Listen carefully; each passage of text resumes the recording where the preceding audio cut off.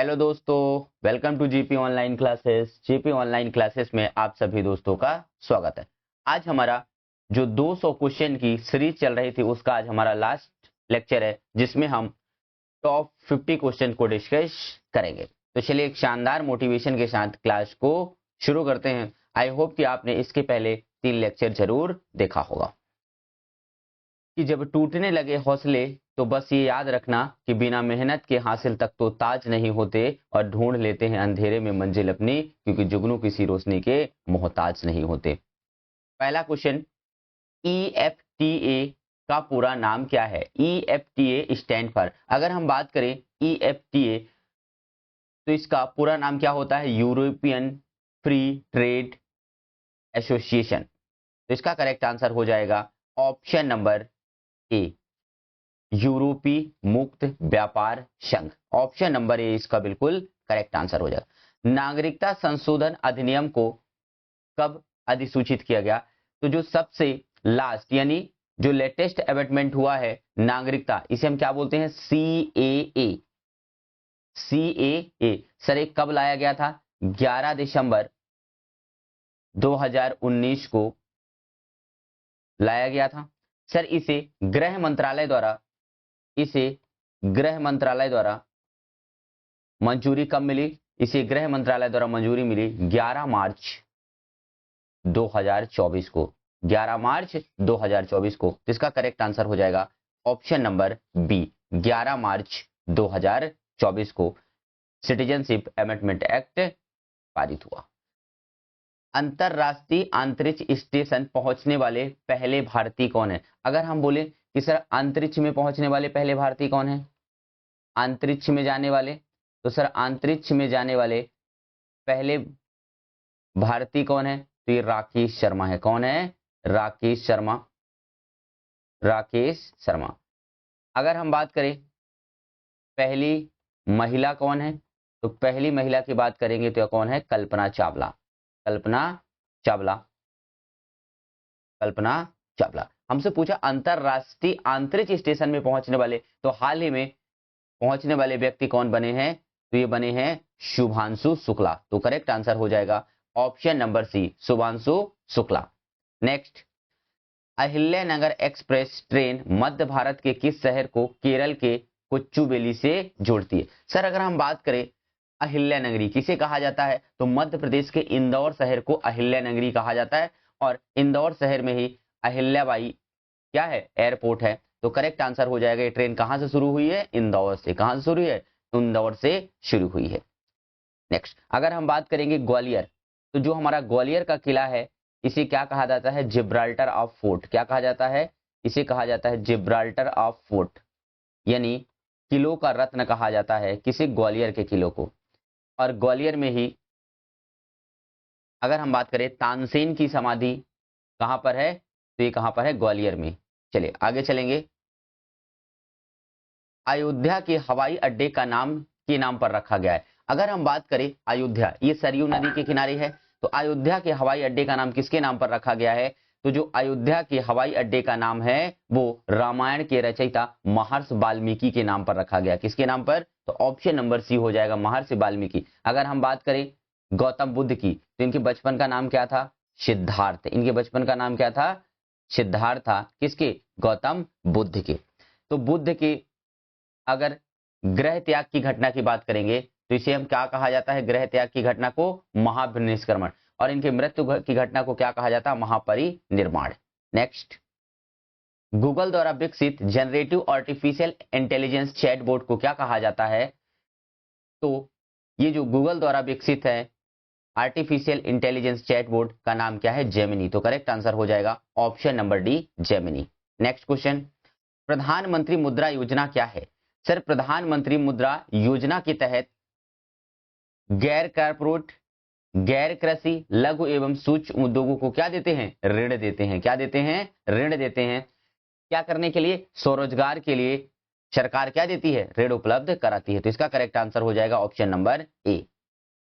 मिताली राज, इस नाम का संबंध किससे? अगर हम बात करें सर मिताली राज, ये पूर्व भारतीय महिला क्रिकेट टीम की कप्तान रही है। इनका संबंध किससे है? क्रिकेट से। किससे है? क्रिकेट से है।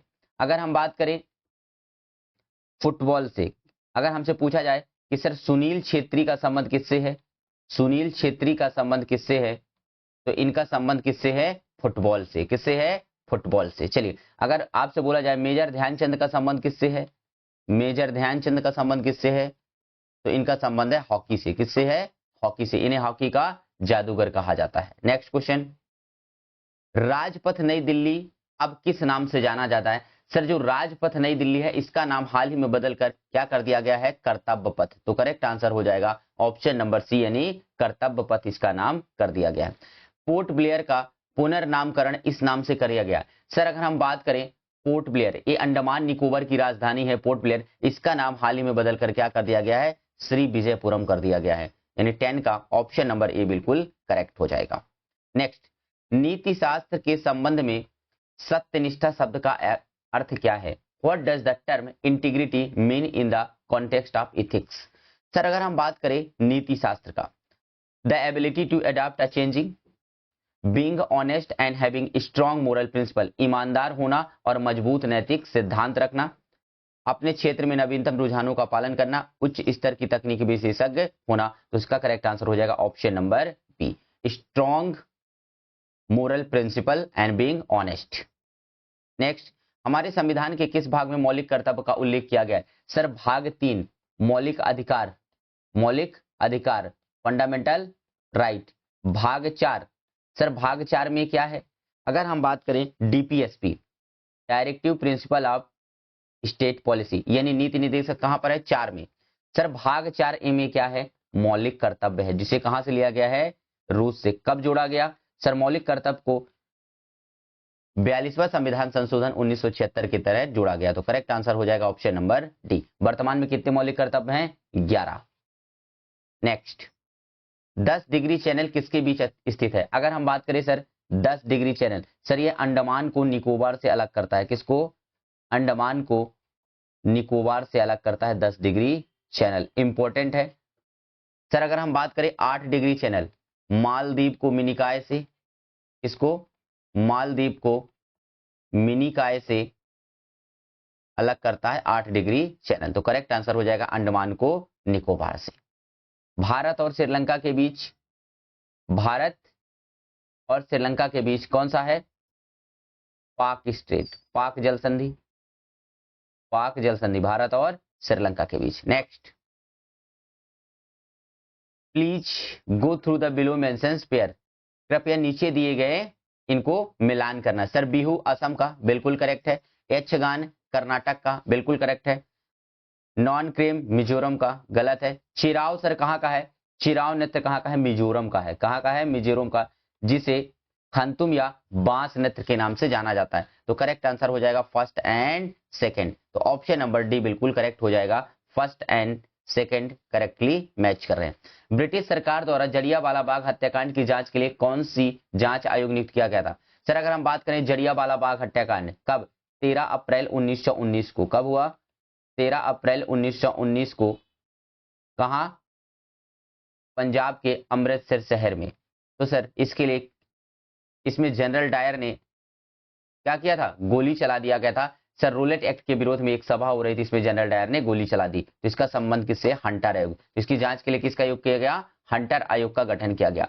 इस समय वाइसराय कौन थे, लॉर्ड चैम्सफोर्ड। कौन थे, लॉर्ड चैम्सफोर्ड। इस समय भारत के वाइसराय थे लॉर्ड चैम्सफोर्ड। आगे चलेंगे, भारत की शहरों और नदियों के किनारे ये शहर स्थित हैं इनमें से। सर दिल्ली और आगरा, दिल्ली आगरा और मथुरा यमुना नदी के किनारे है, बिल्कुल सही है। अयोध्या सरयू नदी के किनारे स्थित है।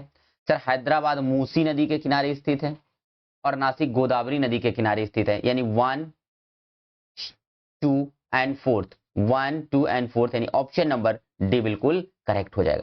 अगर आपसे पूछा जाए कि जो हमारा सूरत है ये किस नदी के किनारे स्थित है, तो ये ताप्ती नदी के किनारे स्थित है। किस नदी के किनारे, ताप्ती नदी के किनारे स्थित है सूरत शहर। नेक्स्ट, आज की तारीख में निम्नलिखित में से कौन महाराष्ट्र के राज्यपाल हैं। सर हाल ही में महाराष्ट्र के राज्यपाल कौन, सीपी राधाकृष्णन। कौन है, तो सीपी राधाकृष्णन को उपराष्ट्रपति उपराष्ट्रपति पद के उम्मीदवार के रूप में इनका नाम शामिल किया गया है, यानी ये उपराष्ट्रपति पद के उम्मीदवार हैं।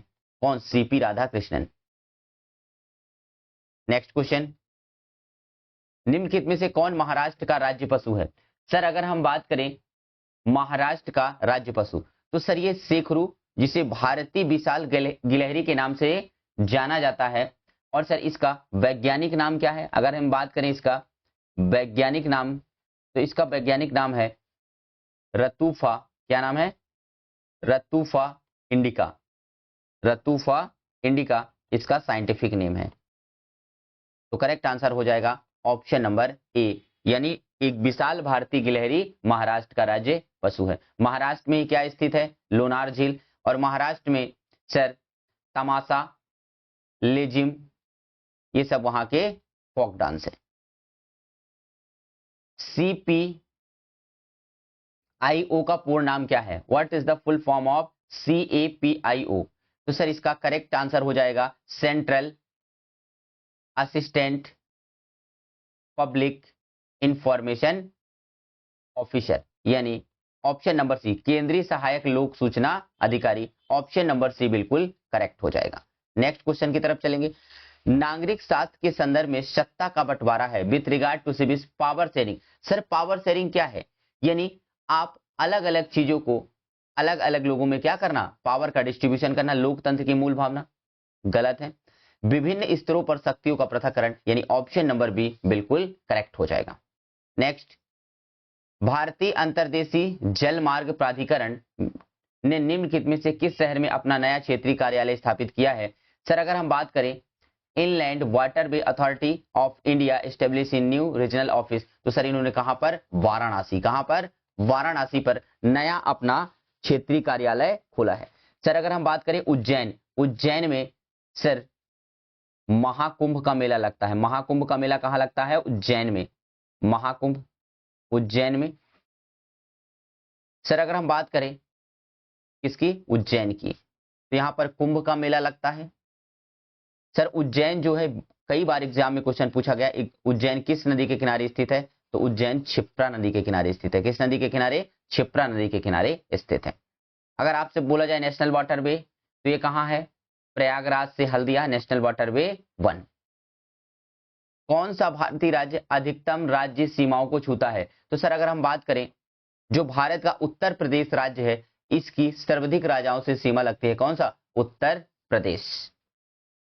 नेक्स्ट, भारत का क्षेत्रफल पृथ्वी के कुल सतह क्षेत्रफल का कितना है? तो भारत का क्षेत्रफल विश्व के कुल क्षेत्रफल का कितना परसेंट है? 2.4%। और क्षेत्रफल में कौन सा स्थान है? तो सर क्षेत्रफल में 7वां स्थान है। क्षेत्रफल में 7वां स्थान है। कैसे याद रखेंगे? सबसे पहले नंबर पर कौन है? रूस। रूस, फिर कनाडा, चीन। ये क्षेत्रफल की दृष्टि से पहले नंबर पर है, दूसरे नंबर पर और तीसरे नंबर। कैसे याद रखेंगे? रुक, चीन, अब, आ, भारत। नेक्स्ट, नागरिक शास्त्र के संबंध में नियंत्रण और संतुलन प्रणाली का अर्थ क्या है? अब यहां पर देखिए, शक्तियों का क्षैतिज वितरण, horizontal distribution of power. Sir power का डिस्ट्रीब्यूशन कह रहा है, नियंत्रण से संबंधित है। शक्तियों का पृथक्करण, विभिन्न संस्थाओं के बीच शक्ति संतुलन बनाए रखकर सरकारी अंगों की असीमित शक्तियों के प्रयोग पर नियंत्रण रखना। ऑप्शन नंबर सी हमारा बिल्कुल करेक्ट हो जाएगा। नैतिकता विज्ञान है। Ethics is the science of, sir किसका? आचरण, यानी कंडक्ट का। नेक्स्ट, नीति शास्त्र और नैतिक अध्ययन के संदर्भ में तर्कशास्त्र के मानदंड से संबंधित है। With respect to ethics and moral study, logics deal with the norm of. Sir logic किससे? अभी हाल ही में क्वेश्चन पूछा, किससे? कंडक्ट, यानी आचरण से संबंधित है। नेक्स्ट, वह धातु जिसके लवण प्रकाश के प्रति संवेदनशील होते हैं। सर वह कौन सी धातु है जिसके लवण प्रकाश के प्रति संवेदनशील होते हैं? तो वह चांदी, सिल्वर। सर बात करें चांदी का सिंबल क्या होता है? एजी, चांदी। सर ये विद्युत का सर्वाधिक यानी विद्युत का सर्वाधिक सुचालक कौन है? चांदी। विद्युत का सर्वाधिक सुचालक धातु कौन सा है? चांदी है। अर्जेंटम, इसे क्या बोलते हैं? अर्जेंटम। सर अगर हम बात करेंगे जंग से बचने के लिए किसका लेप चला दिया था? जस्ते का, जिंक का लेप चला जाता है, इसे हम क्या बोलते हैं? जिंक का, जिंक की कोटिंग की जाती है जिसे हम क्या बोलते हैं? जस्तीकरण, गैल्वेनाइजेशन। चलिए आगे चलेंगे। एल्यूमिनियम सर, ये किसका? एल्यूमिनियम का एक्स कौन है? बॉक्साइट। बॉक्साइट क्या है? एल्यूमिनियम का एस का है Al2O3। नेक्स्ट क्वेश्चन, पुष्कर मेला कहां आयोजित किया जाता है? सर अगर हम बात करें पुष्कर मेला राजस्थान के, पुष्कर मेला राजस्थान के अजमेर में, कहां पर? राजस्थान के अजमेर में आयोजित किया जाता है। सर किस झील के किनारे? तो पुष्कर झील के किनारे आयोजित किया जाता है। सर ये ऊंटों का, इसे ऊंटों का मेला भी कहा जाता है। क्या कहा जाता है? ऊंटों का मेला भी कहा जाता है इसे। कहां पर? पुष्कर। कहां पर? अजमेर में। कहां पर? अजमेर में। सर जयपुर को क्या कहा जाता है? जयपुर को पिंक सिटी कहा जाता है। और सर झीलों का शहर किसे कहा जाता है? उदयपुर को। उदयपुर को क्या कहा जाता है? झीलों का शहर। झीलों का शहर किसे कहा जाता है? उदयपुर को। नेक्स्ट, राजयोग, कर्मयोग, भक्ति योग और ज्ञान योग भारत के निम्नलिखित समाज सुधारकों में से, सर अगर हम बात करें कर्मयोग, राजयोग, ये किससे संबंधित है? स्वामी विवेकानंद से। किससे संबंधित है? स्वामी विवेकानंद से। सर इनके बचपन का नाम क्या था? नरेंद्र नाथ। इनके बचपन का नाम क्या था? नरेंद्र नाथ। और 12 जनवरी को इनके जन्म दिवस को यूथ डे के रूप में, किसके रूप में? यूथ डे के रूप में सेलिब्रेट किया जाता है। नेक्स्ट, रामकृष्ण परमहंस। सर अगर हम बात करें रामकृष्ण परमहंस, ये स्वामी विवेकानंद के क्या थे? गुरु थे। और अगर आपसे बोला जाए कि रामकृष्ण मिशन की स्थापना किसने की थी? रामकृष्ण मिशन की स्थापना स्वामी विवेकानंद ने किया था। कब? 1897 में। कब? 1897 में। राजा राम मोहन राय, इनका संबंध किससे है? तो अगर हम बात करें राजा राम मोहन राय को आधुनिक भारत का निर्माता कहा जाता है। इन्होंने किसकी स्थापना की? ब्रह्म समाज की स्थापना की। और सती प्रथा का अंत किया लॉर्ड विलियम बेंटिक के साथ। चलिए नेक्स्ट क्वेश्चन, भारतीय संविधान का निम्नलिखित में से कौन सा अनुच्छेद प्रधानमंत्री और अन्य मंत्रियों की नियुक्ति से संबंधित है? तो सर अनुच्छेद 74 में कहा गया है, अनुच्छेद 74 में कहा गया है कि राष्ट्रपति की सलाह के लिए, राष्ट्रपति की सलाह के लिए एक मंत्री परिषद का गठन किया जाएगा जिसका प्रमुख कौन होगा? मुख्यमंत्री। जिसका प्रमुख कौन होगा? प्रधानमंत्री होगा। प्रधानमंत्री होगा। अनुच्छेद 74 में कहा गया है। सर अनुच्छेद में 75 में कहा गया है कि प्रधानमंत्री की नियुक्ति राष्ट्रपति के द्वारा और अन्य मंत्रियों की नियुक्ति प्रधानमंत्री की सलाह पर राष्ट्रपति से किया जाएगा। तो अनुच्छेद किसमें? 75 में। तो इसका करेक्ट आंसर हो जाएगा ऑप्शन नंबर सी। सर अनुच्छेद 72 प्रधानमंत्री को सर क्या क्षमादान की शक्ति प्राप्त है? किसमें? अनुच्छेद 72 में। किसको? राष्ट्रपति को। किसको? राष्ट्रपति को क्षमादान की, राष्ट्रपति को क्षमादान की शक्ति प्राप्त है अनुच्छेद 72 में। 61 में सर इस पर क्या लगाया जाएगा? महाभियोग लगाया जाएगा राष्ट्रपति के ऊपर। 76 किससे संबंधित है? अनुच्छेद 76 किससे संबंधित है? अटॉर्नी जनरल से। किससे संबंधित है? Attorney general. नेक्स्ट, निम्नलिखित में से कौन सा राज्य भारत में लोकायुक्त संस्था का गठन करने वाला पहला राज्य है? अगर हम बात करें सर लोकायुक्त का गठन करने वाला पहला राज्य कौन सा है? महाराष्ट्र है। तो करेक्ट आंसर हो जाएगा महाराष्ट्र। अगर हम बात करें किसमें? राजस्थान की। किसकी बात करें? तो राजस्थान, तो राजस्थान में रणथंभौर और सरिस्का, रणथंभौर और सरिस्का, ये कहां पर है? राजस्थान में है। नेक्स्ट क्वेश्चन, अपने आप को, दूसरों को और जिस स्थान पर आप काम करते हैं उसका हमेशा महत्वपूर्ण होता है। तो सर जहां पर भी हम काम करते हैं वहां पर हमें एक दूसरे को क्या करना चाहिए? रिस्पेक्ट करना चाहिए। क्या करना चाहिए? रिस्पेक्ट करना चाहिए। नेक्स्ट, निम्नलिखित में से कौन सा मूल नैतिक मूल्य नहीं है? रिस्पेक्ट है, रिस्पॉन्सिबिलिटी बिल्कुल है। सर निष्पक्षता होनी चाहिए। सर एम्बिशन, किसी चीज को पाने के लिए ये नैतिक मूल्य नहीं है, या कोई लाभ, ये हमारा मोरल वैल्यू नहीं है। नेक्स्ट क्वेश्चन, भारत के राज्य चिन्ह के आधार पट्ट के नीचे अंकित सत्यमेव जयते, सर ये सत्यमेव जयते कहां से लिया गया है? मुंडक उपनिषद से लिया गया है। कहां से लिया गया है? मुंडक उपनिषद से लिया गया है। सर अगर हम बात करें ऋग्वेद, तो आपसे पूछा जाए कि गायत्री मंत्र का वर्णन कहाँ है, गायत्री मंत्र का वर्णन कहाँ है, तो ऋग्वेद में। कहां पर है, ऋग्वेद में। सर ये जो हमारे शतपथ ब्राह्मण है, ये सर सबसे पुराना ब्राह्मण है, सबसे पुराने ब्राह्मण कौन है, शतपथ ब्राह्मण, ये आपको याद रखना है। सर रामायण, रामायण की रचना किसने की थी, रामायण की रचना की थी महर्षि वाल्मीकि ने। किसने, महर्षि वाल्मीकि जी ने इनकी रचना की थी, महर्षि वाल्मीकि जी ने रामायण की रचना की थी। नेक्स्ट, चौरा चौरी की घटना के समय भारत के वाइसराय कौन थे। सर अगर चौरा चौरी घटना की बात करें तो ये कब हुआ, फरवरी 1922 में, फरवरी 1922 में क्या हुआ, चौरा चौरी घटना हुआ। सर इस समय वाइसराय कौन थे, तो इस समय वाइसराय कौन थे, लॉर्ड रीडिंग। कौन थे, लॉर्ड रीडिंग इस समय क्या थे, वाइसराय थे।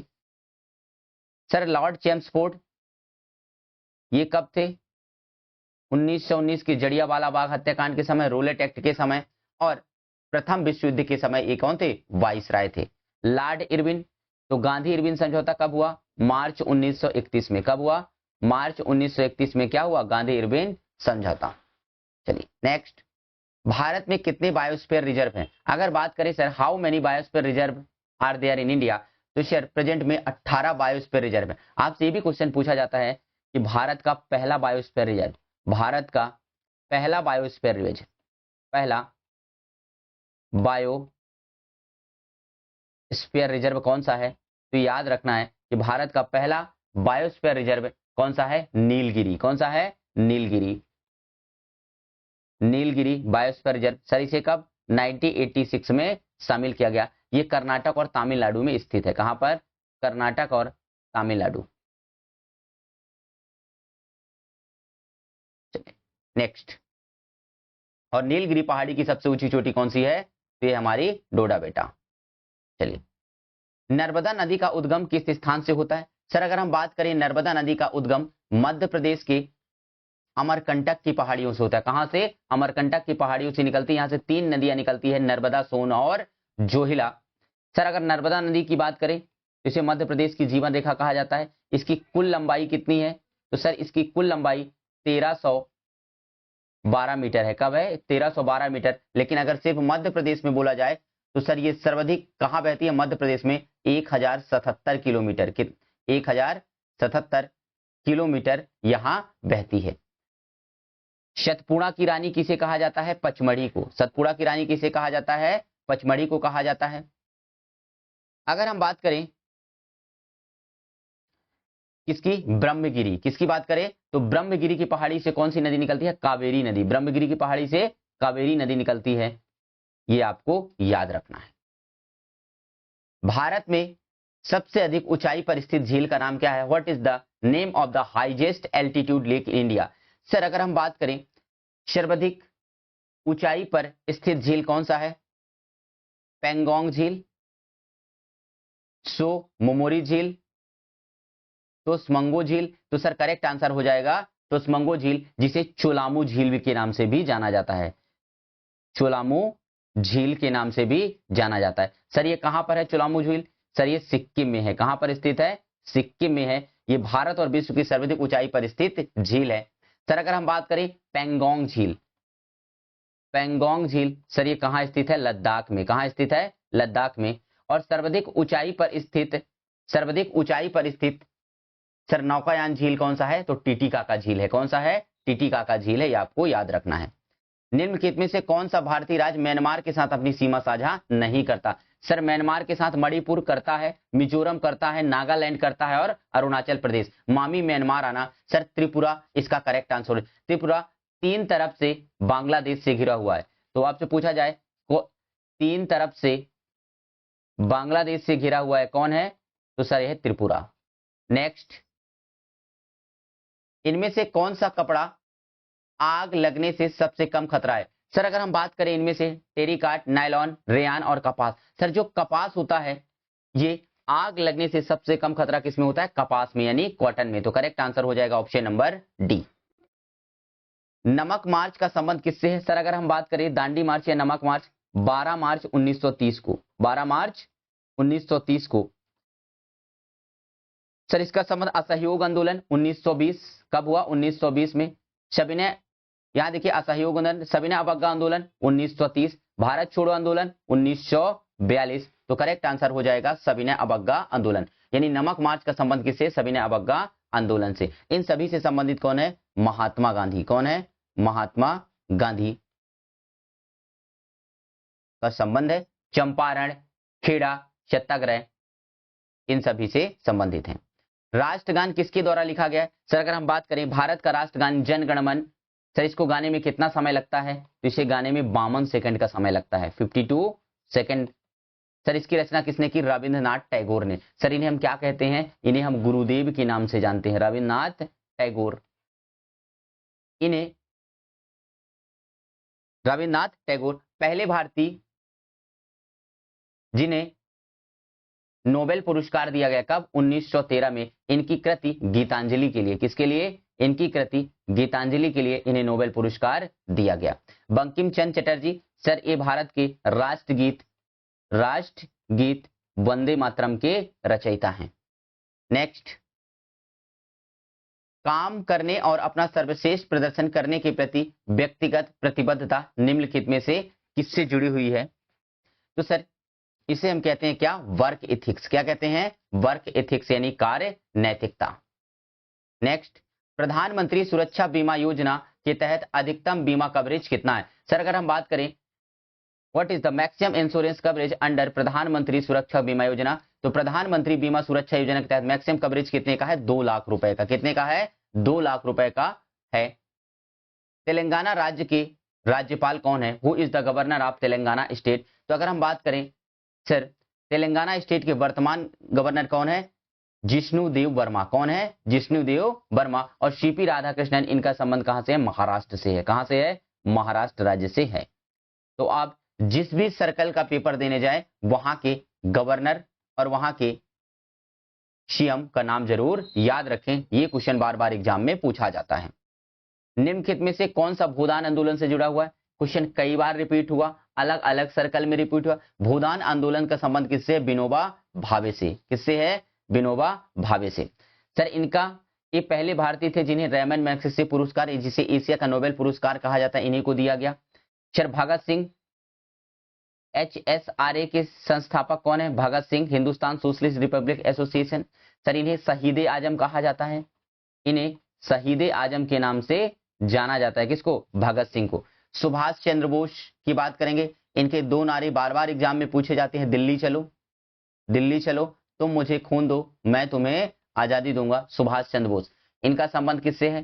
फॉरवर्ड ब्लॉक के संस्थापक रहे हैं और 2 बार कांग्रेस के अध्यक्ष रहे हैं। 1938 में हरिपुरा अधिवेशन और 1939 में कलचुरी अधिवेशन में 23 जनवरी पराक्रम दिवस इन्हीं के रूप में मनाया जाता है। भारत का प्रथम नागरिक, sir first citizen of India, Bharat का प्रथम नागरिक भारत का राष्ट्रपति होता है। कौन होता है? भारत का राष्ट्रपति।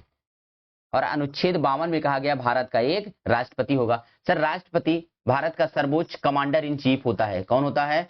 सर्वोच्च commander in chief. Commander in chief कौन होता है? तीनों, जल सेना, थल सेना और वायु सेना का प्रमुख कौन होता है? राष्ट्रपति।